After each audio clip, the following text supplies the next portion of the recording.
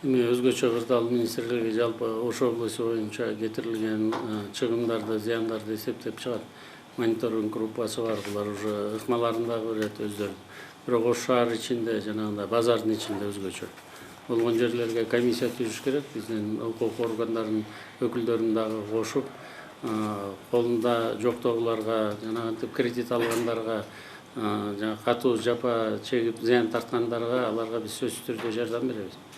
Бизде ошон үчүн мени азыр Садыр Нуркожоевич жиберди да акчалай түрүндө же болбосо кредиттердин узартып берүү боюнча, эгерде ал мамлекеттик банктарда болсо, же ошо кредиттерин азайтып берүү боюнча ушундай бир механизмдердин баарын иштеп, бир жуманын ичинде мага бериңиздер.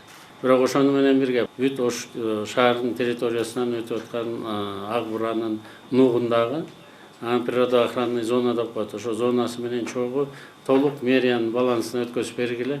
Бүт тазалоо иштеринин баарын эмтен башташыбыз керек да биз. Ошонун баарын системага келтириңиз. Жакынкы бир 2-3 жылдын ичинде бүт баары тазаланып, ордорду менен болсун. Анан жана көпүрөлөр боюнча бүт көпүрөлөрдү алып салып, анан элдер бара албай калгандай кылбай, кайсы жерлер бар экен, аларга атайын проектсин заказ кылып, анан көпүрө кура турган жерлерди дагы бизге капложенияга киргизгиле.